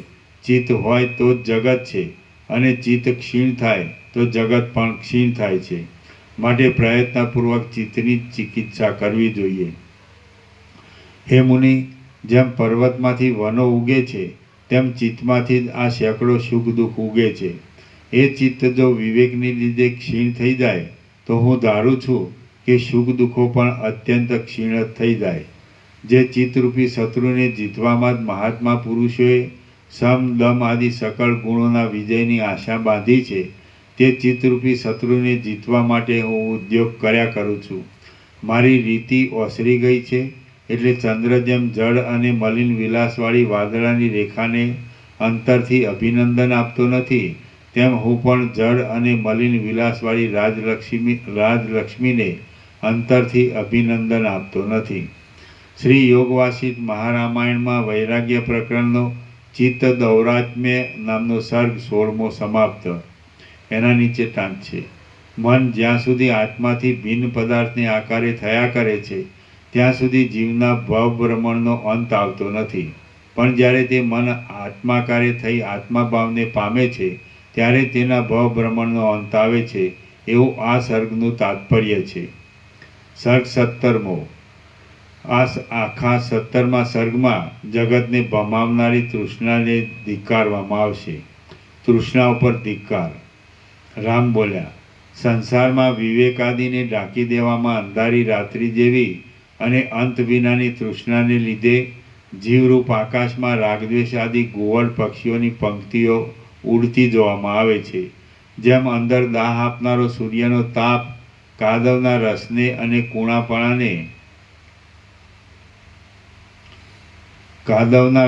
અને કૂણાપણાને સૂકવી નાખી તેને કઠિન બનાવી દે છે, તેમ અંદર દાહ આપનારી તૃષ્ણાએ મારા આનંદને અને કૂણાપણાને સૂકવી નાખી મને કઠિન બનાવી દીધો છે. વ્યામોહરૂપી અંધારાથી ભરપૂર અને શૂન્ય એવા મારા ચિત્તરૂપી મહાન અરણ્યમાં આશારૂપી પિશાચણી ખૂબ નાચી રહી છે. કાંચનના ઉપવન જેવી શોભતી તૃષ્ણારૂપી ચણાની મંજરી ચિત્તરૂપી ક્ષેત્રમાં વચનરૂપી ઝાકળના ટીપા પડવાથી મહોરતી જ રહે છે. મધ્યભાગે હાલક ડોલક થતી મહાસાગરની લહેરી જેમ લોકને ઘુમરીએ ચડાવવાને માટે જ અત્યંત ઊંચે ઉછળી આવે છે, તેમ મનમાં અનેક ગરબડો મચાવતી તૃષ્ણા પણ મને ઘુમરીએ ચડાવવા માટે જ બલવત્તર ઉલ્લાસમાં ઉછળી રહે છે. મિથ્યા ભાષાણાદિ કલ્લોલોના પ્રચંડ શબ્દોવાળી, અનેક પ્રકારના તરંગોવાળી અને એક સ્થળમાંથી બીજા સ્થળમાં જતી તૃષ્ણારૂપી નદી આ મારા દેહરૂપી પર્વતમાં વહ્યા કરે છે. ચિત્તરૂપી બપૈયો એકાગ્રતારૂપી જળને પીવા માટે પોતાની ચપળતાને રોકવા સજ્જ થાય છે, પણ મેલો વંટોળિયો વાહ જેમ જૂના ખડને ક્યાંય લઈ જાય છે, તેમ મેલી તૃષ્ણા તેને પણ ક્યાંય તાણી જાય છે. નાની ઉંદરડી જેમ વીણાના તારને કાપી નાખે છે, તેમ વિવેક વૈરાગ્ય આદિ ગુણો મેળવવાને હું જે ઉત્સાહ ધરું છું તે ઉત્સાહની તૃષ્ણા કાપી નાખે છે. જેમ જીરણ પાંદડું પાણીમાં ભમ્યા કરે છે, જૂનું ખડ જેમ વાયુમાં ભમ્યા કરે છે, અને જેમ શરદ ઋતુનું વાદળું આકાશમાં ભમ્યા કરે છે, તેમ હું ચિંતારૂપી ચક્રમાં ભમ્યા કરું છું. અમારી બુદ્ધિ પરમધામે પહોંચવાની અશક્ત છે, અને અમે ઝાડમાં ગૂંચવાઈ ગયેલા પક્ષીઓની જેમ તૃષ્ણારૂપી ઝાડમાં ગૂંચવાઈ ગયા છીએ. હે પિતા, આ તૃષ્ણા નામની જ્વાળાથી હું એવો તો બળી ગયો છું કે હવે મને અમૃતથી પણ એ બળતરા શાંત થાય એમ લાગતું નથી. જાગો જાગો છો? કેવું છે? ચલો. તૃષ્ણારૂપી મસ્ત ગોળી દિશાઓના છેડાઓમાં એવા પ્રબળ વેગથી દોડ્યા કરે છે કે તરત જ ઘણે દૂર સુધી પહોંચી જાય છે, અને વળી પાછી તરત જ ઠેકાણે આવીને રહે છે. રેટને મોઢે બાંધેલી દોરીની પેઠે જળ અને મૂર્ખ. રેટને મોઢે બાંધેલી દોરીની પેઠે તૃષ્ણા જળનો સંબંધ પામ્યા કરે છે, ઘણી ગાંઠોવાળી છે, હાલ્યા કરે છે, અને નિરંતર ઊંચે તથા નીચે આવજાવ કર્યા કરે છે. દેહની અંદર પરોવાયેલી અને કોઈથી પણ કાપી શકાય નહીં એવી આ તૃષ્ણારૂપી નાથ લોકોની પાસે બળદની પેઠે ભારે ઝડપથી ભાર ઉપડાવ્યા કરે છે. જેમ નિરંતર આકર્ષણના સ્વભાવવાળી ભીલડી પક્ષીઓ ઉપર જાળ નાખ્યા કરે છે, તેમ નિરંતર આકર્ષણના સ્વભાવવાળી તૃષ્ણા લોકો ઉપર પુત્ર, મિત્ર અને સ્ત્રીઓ આદિરૂપ જાળ નાખ્યા કરે છે. હું મારા પોતાના અનુભવથી આ કહું છું કે તૃષ્ણા કાળી રાત્રિની પેઠે ધીર પુરુષને પણ બીવડાવે છે, દેખતાને પણ આંધળો કરી દે છે, અને આનંદીને પણ ઉદાસ કરી મૂકે છે. તૃષ્ણા કાળી નાગરની પેઠે કુટિલ છે, કુણા સ્પર્શવાળી છે, ઝેર ભરેલી વિષમતાવાળી છે, અને જરાક અડવામાં આવે તો પણ કરડી ખાય છે. તૃષ્ણા કાળી રાક્ષસીની પેઠે પુરુષોના હૃદયને ભેદી નાખે છે, ઠગાઈ ભરેલા કામો કરે છે, દુર્ભાગ્ય લાવે છે, અને બહુ જ કંગાળ છે. હે બ્રહ્મન, જેમ આળસને લીધે તૂટી ગયેલા તારોથી વીંટાયેલા મનરૂપી તુંબડાને ધરનારી તૃષ્ણારૂપી જૂની વીણા આનંદના સમયમાં શોભતી નથી, તેમ દૈવ ગતિથી તૂટી ગયેલા મનોરથોથી વીંટાયેલા મનરૂપી તુંબડાને ધરનારી તૃષ્ણારૂપી જૂની વીણા નિર્વિક્ષેપપણારૂપ આનંદના સમયમાં શોભતી નથી. પર્વતની ગુફામાં ઉત્પન્ન થયેલી વેલની જેમ તૃષ્ણા સર્વદા અત્યંત મલિન, કડવી, સંસર્ગ કરનારનું માથું ફેરવી દેનારી, લાંબા ગૂંચળાવાળી અને બહુ ચિકાસવાળી હોય છે. તૃષ્ણા વૃક્ષના સુકાઈ ગયેલા મોરની જેમ ગ્લાનિકર છે, રસરહિત છે, નિષ્ફળ છે, વ્યર્થ ઊંચે ચડેલી છે, અમંગળકારી છે અને ભૂંડી છે. તૃષ્ણા ગરડી વેશ્યા જેવી છે, તો તે કોઈ પરાયા ચિત્તને વશ ન કર્યા છતાં સઘળાની પાછળ દોડે છે, અને એમ છતાં કાંઈ ફળ મેળવી શકતી નથી.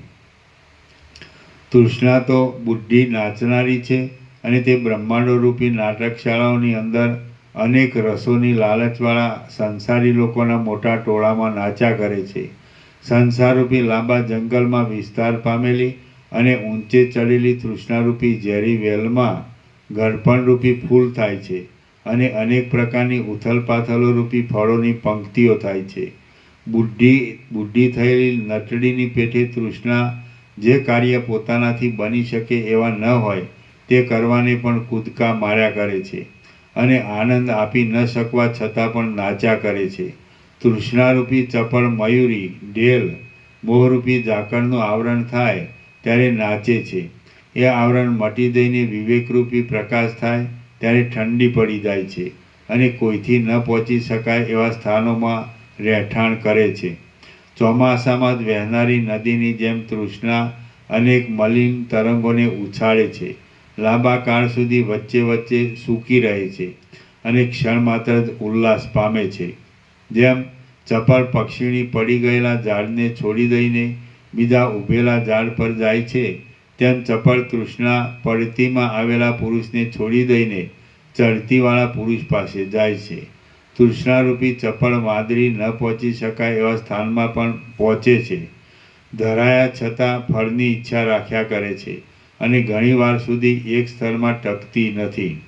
તૃષ્ણા દૈવની ગતિની પેઠે એક અવળું કામ કરીને વળી બીજું અવળું કામ કરવા દોડે છે અને તે કરીને પણ પાછી બંધ પડતી નથી, પણ નિરંતર એવા કામો કરવામાં તત્પર રહે છે. હૃદયરૂપી કમળમાં રહેનારી તૃષ્ણારૂપી ભમરી ક્ષણમાત્રમાં પાતાળમાં જાય છે અને ક્ષણમાત્રમાં આકાશમાં જાય છે અને ક્ષણમાત્રમાં દિશાઓરૂપી નિકુંજોમાં ફરે છે.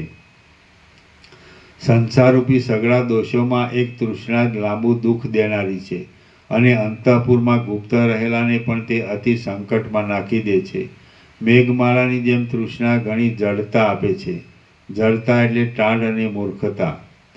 મેઘમાળાની જેમ તૃષ્ણા ઘણી જડતા આપે છે, પરમ પ્રકાશને રોકી દે છે એટલે અજવાળું અને વિવેકને રોકી દે છે અને મોહરૂપી ઝાકળથી ભરપૂર રહે છે.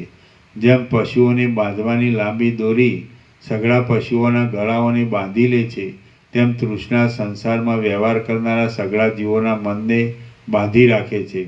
તૃષ્ણા ઇન્દ્રધનુષ્યની પેઠે વિચિત્ર રંગોવાળી છે, એટલે દોરી અને સદ્ગુણ.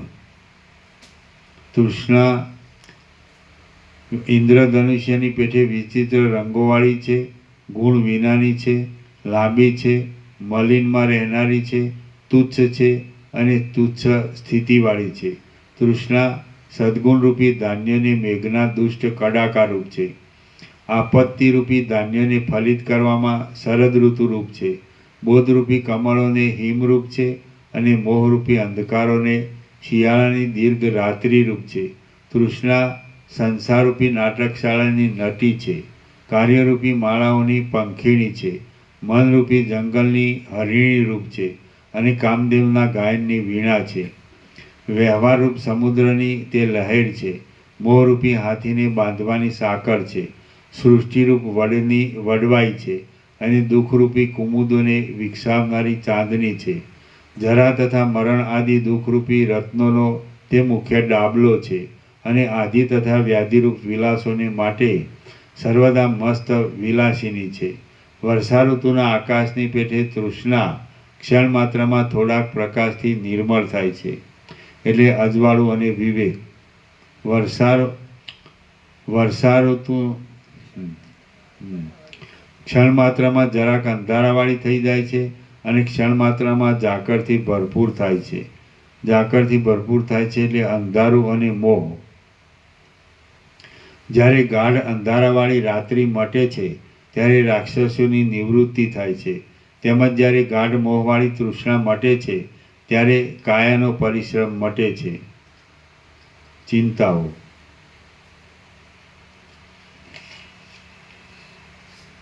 જ્યાં સુધી તૃષ્ણારૂપી ઝેરી વિસૂચિકા કોલેરા નામનો રોગ, જ્યાં સુધી તૃષ્ણારૂપી ઝેરી વિસૂચિકા લાગુ રહે છે ત્યાં સુધી આ લોકો મૂંઝાયા કરે છે, સારી વાતો કરી શકતા નથી અને ચિત્તમાં સંભ્રમિત રહે છે. જો ચિંતાને છોડી દેવામાં આવે છે તો આ લોકોના સઘળા દુઃખ ટળી જાય છે. ચિંતાને છોડી દેવી એ તૃષ્ણારૂપી કોગળિયાને મટાડવાનો મંત્ર છે. તૃષ્ણારૂપ માછલી ચિત્તરૂપી જળાશયમાં ખંડ, પથરા અને કાચ આદિ સઘળા પદાર્થોને ભોગ્યરૂપ સમજીને લીધા કરે છે અને અંતે તરફડિયા મારે છે. સૂર્યના કિરણો જેમ કમળને ખુલ્લું કરી નાખે છે, તેમ રોગની પીડા, સ્ત્રી અને તૃષ્ણા ગંભીર માણસને પણ ખુલ્લો કરી નાખે છે. વાંસની લતાની જેમ તૃષ્ણા અંદરથી પોલી છે, ઘણી ગાંઠોવાળી છે. લાંબા લાંબા અંકુરો, અંકુરો એટલે ઝાકળ અને ભૂલો, લાંબા લાંબા અંકુરો તથા કાંટાઓવાળી છે. કાંટા એટલે દુઃખો. પરસ્પરથી છૂટી છૂટી છે અને સર્વદા મુક્તામણીની પેઠે પ્રિય છે.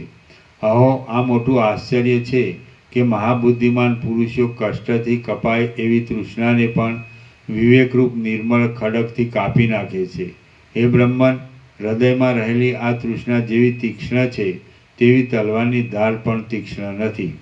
તેવી વજ્રની જ્વાળા પણ તીક્ષ્ણ નથી, અને તપાવેલા લોઢાની કણીઓની જ્વાળાઓ પણ તેવી તીક્ષ્ણ નથી.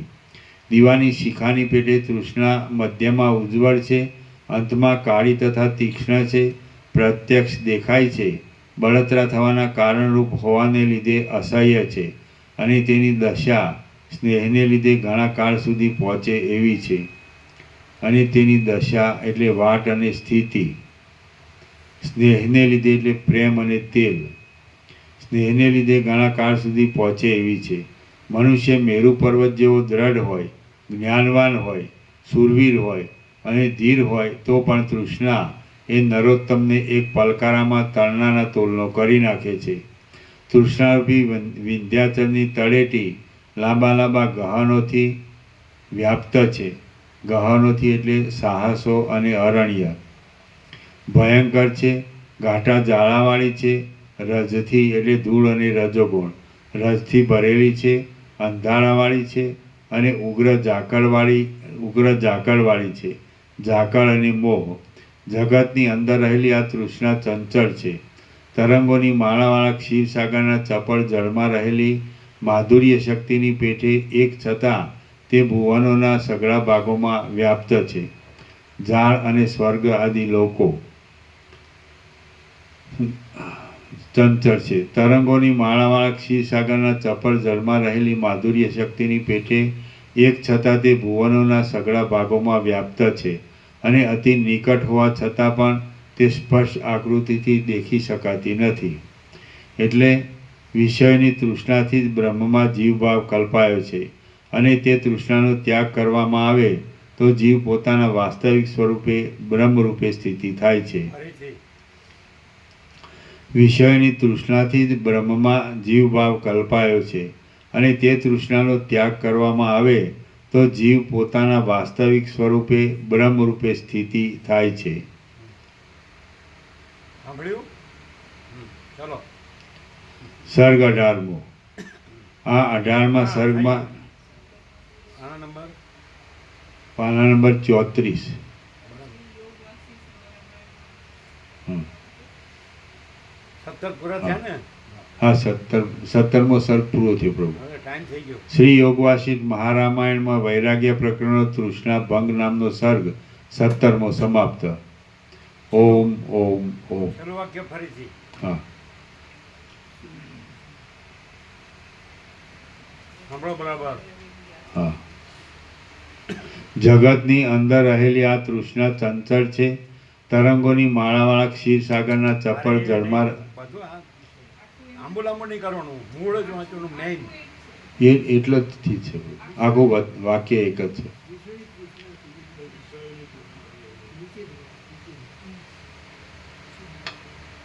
બીજું બધું નહીં લેવાનું, મેઇન લેવાનું. કૃષ્ણના લીધે બ્રહ્મજીવ રૂપે ભાષે છે. છેલ્લું હા, એ ટાંચ છે પ્રભુ.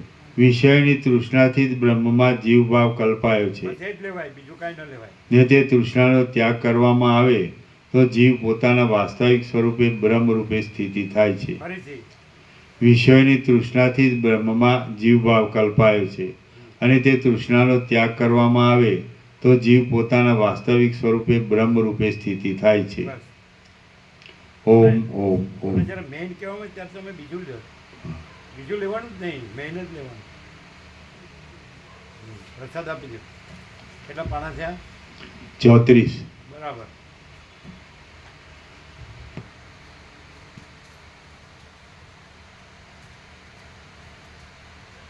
આપણે 10ની એવરેજ પ્રમાણે તો બરાબર જ છે. બરાબર ને? 10ની એવરેજ પ્રમાણે બરાબર છે. બરાબર. ચાલો બોલો, કેવું છે? આ કોઈ ગુરુ કથા કર ઉપદેશક નો કે રામ જ કે?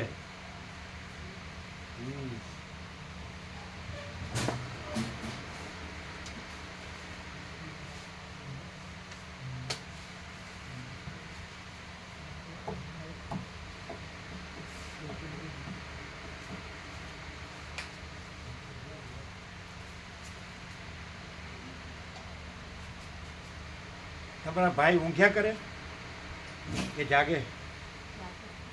એમ એટલે બેઠા હોય કે સૂતા હોય? બેસે પણ છે, પપ્પા આવો પણ કરે. આમ પ્રસાદ લેશે બરોબર? સવારે લે છે, બપોરે છાશ. તો ભૂખ્યા નથી રહેતા ને? ઊંઘ આવે એને? ઊંઘ આવે ઊંઘ ઓછી આવે છે. એમ? આમ પ્રસાદ તો પૂરતો લે કે ઓછો લે? સવારે લે છે પ્રભુ. પ્રસાદ લેવો જોઈએ, ઊંઘ આવવી જોઈએ અને થોડું ચાલવું પણ ચાલે તો સારું.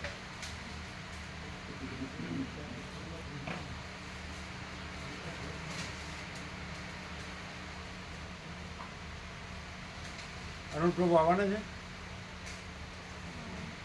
બરોડા જવાનું પછી 30મો ઉપવાસ છે ને, રવિવારે ત્યાં જઈને પૂછવાનું.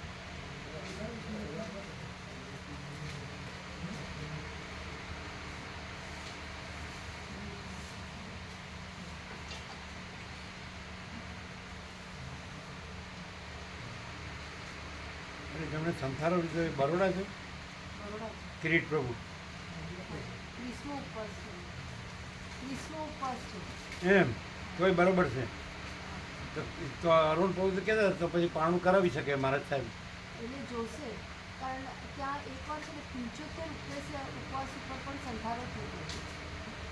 75 ઉપવાસ સુધી. પણ એમ નહીં, એને તો કીધું કે 30 થાય તો અરુણ પ્રભુ તો 30 સુધી બોલતા હતા. એટલે એકવાર એમના નીચે એમના સમુદાયમાં 75 ઉપવાસ સુધી પણ થયા હતા.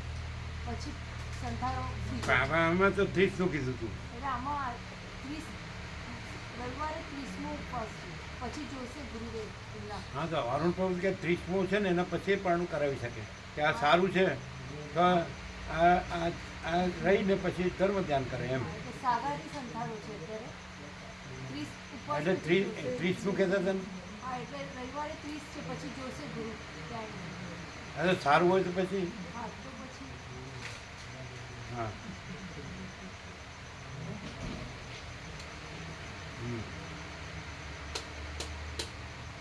આનું કારણ શું એ જ સમજાતું નથી વગર કારણે.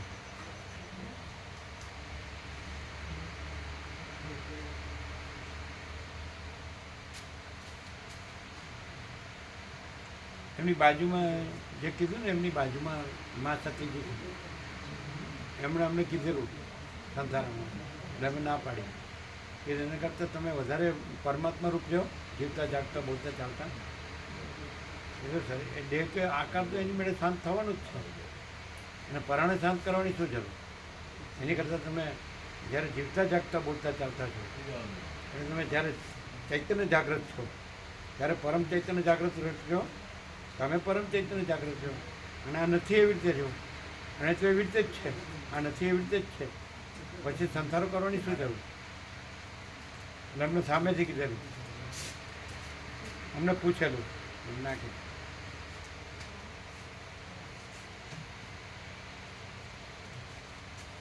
એમના ત્યાગ અને તપસ્યા તો એકદમ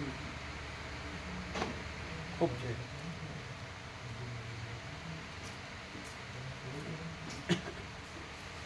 બહુ કઠિન તપ અને વ્રતો એમના છે. એમનું વર્ષી તપ 6ઠ્ઠું વર્ષ છે. અરુણ પ્રભુના મોટા ભાભી છે ને, મોટા ભાઈના ત્યાં કોના? અરુણ દાદાજીના મોટા ભાઈ છે ને, હા, એમના ઘરે પણ જે છે ને કાકી બેન છે, એ પણ 8મા પારણે વર્ષી તક ચાલુ છે. અરુણ પ્રભુના કોઈ મોટા છે જ નહીં. અમદાવાદમાં મોટા ભાઈ છે ને, જયંતભાઈ. અમદાવાદમાં જયકારભાઈ છે ને, કોણ? જયકારભાઈ એટલે જયકાર કાકા. જયકાંત. હા, એમના ઘરે જે ભાભી એટલે આંટી છે ને, કાકી, એમને પણ 8મના પારણે વર્ષી તક ચાલુ. 8મ ને 8મના પારણે 8મ વર્ષી તક, 8મ પછી પારણું. પછી 8મ કેટલા વખતથી? વર્ષી તક ચાલુ છે એમને અત્યારે. હમણાંથી જ છે, હમણાં શરૂ કર્યું. ના, એટલે આખા 30થી પૂર્ણા ઉપવાસ. આ વર્ષે જ. હા, એના પહેલાં પણ ઘણા તપ કર્યા છે, પણ અત્યારે 8મના પારણે ચાલુ છે.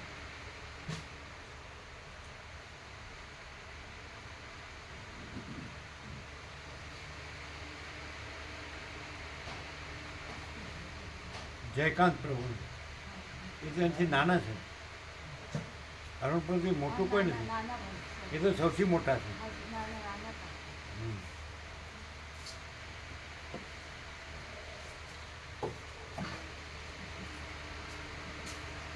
તો એ લોકોને આ ખબર નથી, જે મૂળ તત્વ છે બધાનું એની ખબર નથી. સમજે? એ બધા ક્રિયા કર્મકાંડમાં પડી ગયા. હા, આ મુખ્ય છે, આ પરમ શાંતિ છે. આ પેલામાં શાંતિ નથી.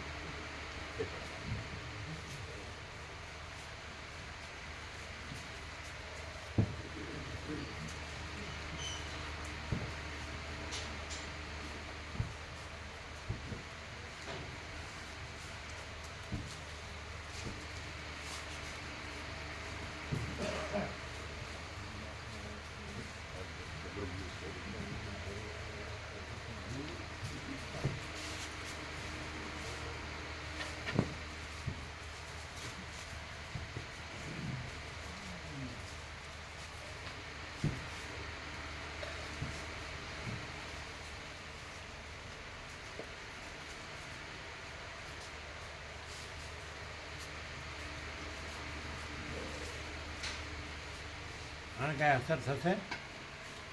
થયા. આગલું બધું ભૂત ભર્યું હોય એ ગમે તેવા ભૂત હોય ને આ પ્રકાશ મહાન છે. હે ગમે તેવા ભૂત હોય આ પ્રકાશ મહાન છે. આ પ્રકાશ મહાન છે. પ્રકાશ એની જગ્યાએ માન છે. એની જગ્યાએ નહીં, બધે જ આર પાર.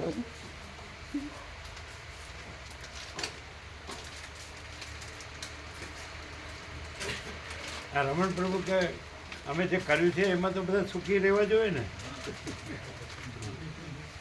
છોકરાઓ, એના છોકરાઓ,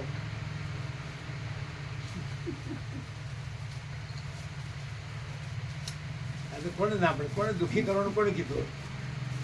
બધાને સુખી કરો. કોઈ દુઃખી ન રહી જવું જોઈએ.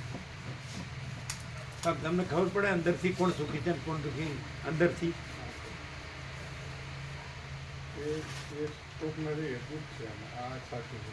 હે એ સુખ છે પણ એ દુઃખ છે. એ સુખ માનેલું પણ દુઃખ છે. હવે આપણે દેખાતા હોય ને, સારું ખાતા પીતા હોય ને, હરતા ફરતા હોય ને, પહેરતા ઉડતા હોય ને, બધું જાણતા હોય ને, મજા કરતા હોય ને, કમાતા ધમાતા હોય ને, વાપરતા હોય ને, એને દુઃખ કહેવાય. હા, ભણેલા ગણેલા હોય, કમાતા ધમાતા હોય, વાપરતા હોય, ખાતા પીતા હોય, મજા કરતા હોય, બધું જાણતા હોય, એને દુઃખ ન કહેવાય. આટલું સાંભળ્યા પછી તો એ લાગે જ કોઈ દુઃખ છે. એમણે સાંભળ્યું નથી. ત્રણેયમાંથી એકે આ સાંભળ્યું નથી. સીધા તમે નાખી દીધા ડોલરને ભોગોમાં. સાથે પણ અમે સાંભળ્યું એટલે અમને લાગે છે ખરેખર આ સાચું સુખ આ જ છે. લાગે છે પણ લગાડ્યું છે પેલું.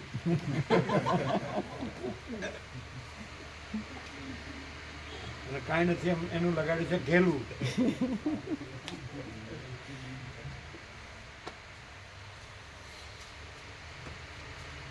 પેલા કથાકાર કહેતા હતા, પેલા બુઝુર્ગ આવે ને એટલે બધા એટલે કે ખબર જ નહીં, નથી ખબર.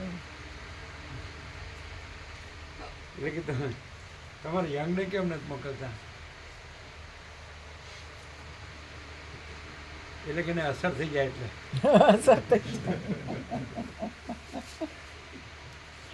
એ માણે એવું કર્યું, એના યંગને આવવા નથી દીધા, પેલી અસર થઈ જાય ને એટલે, અને સીધા ડોલરને ભોગોમાં જ નાખી દીધા. આ રમણ પ્રભુ એને ચિરંજીવ જ અમને કહેતા હતા, અમને અહીં આવવા નથી દેતા. એવું કામ આવવા નથી દે? એટલે આવે તો પાછા અસર થઈ જાય ને, એટલે સીધા ડોલરને ભોગોમાં જ નાખી દીધા. કેનેડા જાઓ, કેનેડા.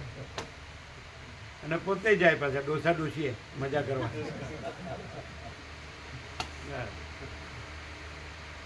ઈટ ડ્રિંક એન્ડ બી મેરી, ખાઓ પીઓ મજા કરો. આ લોકોનું સૂત્ર છે, લાઈફ સ્ટાઈલ, જીવન સૂત્ર. પણ તમે જોયું તો તમને સુખ તો લાગ્યું જ નહીં, તો તમે શું કામ કર્યું?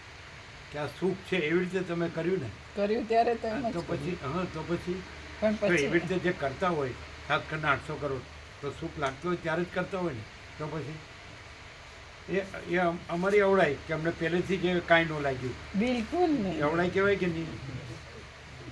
ના કે આ બધાને એમાં સુખ લાગ્યું ને બધાને.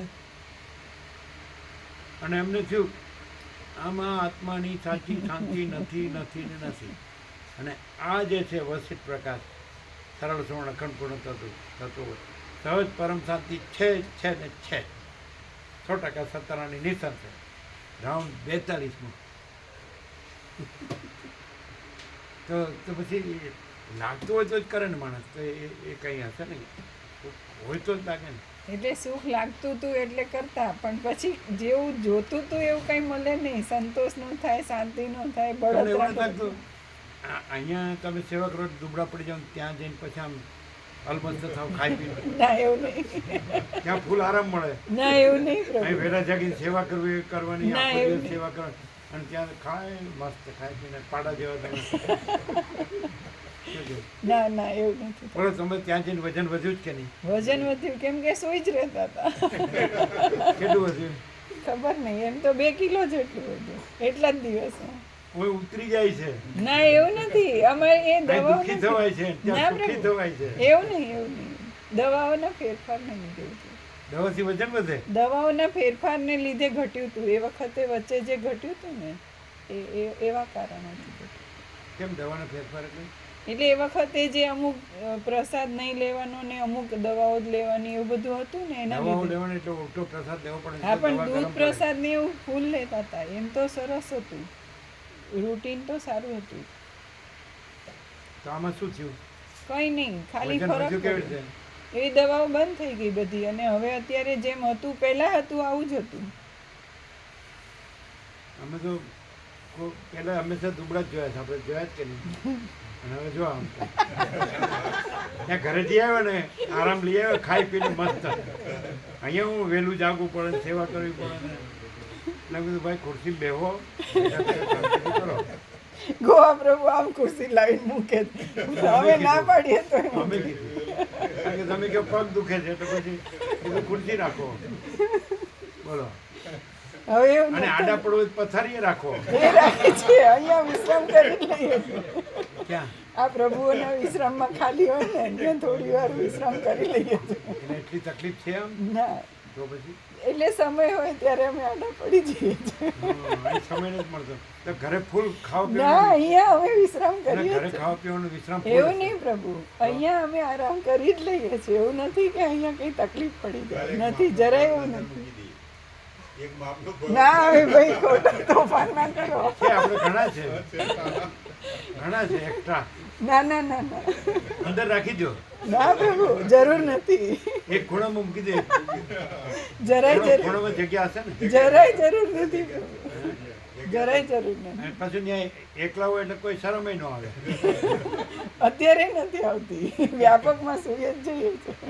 પણ સાચું બોલું અહીંયા કરતા અહીંયા થોડું તમને તકલીફ પડે. ના નથી પડતી પ્રભુ, જરાય નથી પેલું પડતી. ઘરે તો સાચું. ખાઈ પીને ઊંઘવાનું ને, ના એવું નહીં, ત્યાં બીજો કોઈ લોડ જ નહીં ને. જરાય નહીં. અહીંયા અને નથી. અહીં તો બધી સેવા કરવાની એટલે વહેલા ઉઠીને ના પ્રભુ એવું નથી, લોડ નથી. રમણપુર આમ આમ કર્યું એટલે જેમ કે સવિતા ડોસી નથી રહેતી.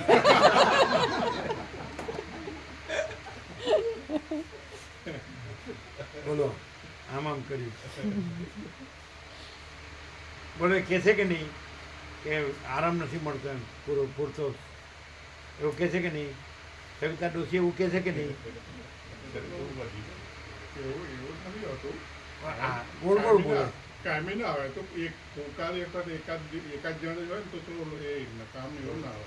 હે? આરામ તો મળે જ ને બરોબર. કલાક કામ કરવાનું. ઘરે તમને જેવો આરામ મળે એવો અહીં ન મળે.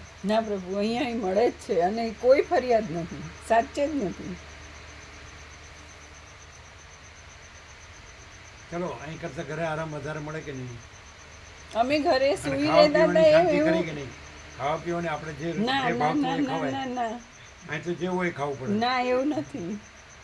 અને અહીં તો એટલે ત્યાં અહીંયા કેટલા વાગે ઉઠો ને ત્યાં કેટલા વાગે ઉઠો? ઉઠવાનું તો સેમ ટાઈમે અમે કેસેટ મૂકતા હતા અને સાંભળતા હતા.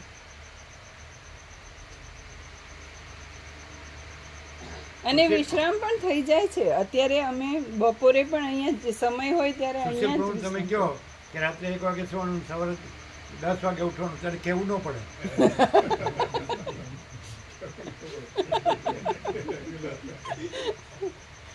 એટલે એને માટે નેચરલ અને નોર્મલ છે.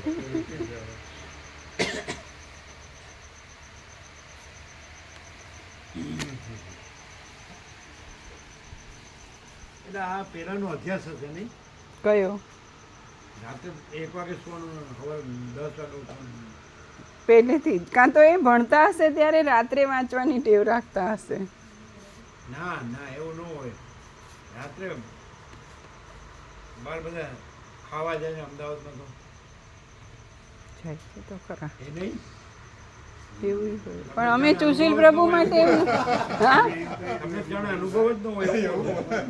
હા પણ અમે સુશીલ પ્રભુ માટે એવું નથી સાંભળ્યું કે રાત્રે જતા હતા ને એવું. નહીં ગયા હોય, પણ ટેવ તો એવી જ છે ને. હા એમ મોડા સુવે ને મોડા ઉઠે છે એવું છે. એ તો આગળની હોય તો જ હોય ને.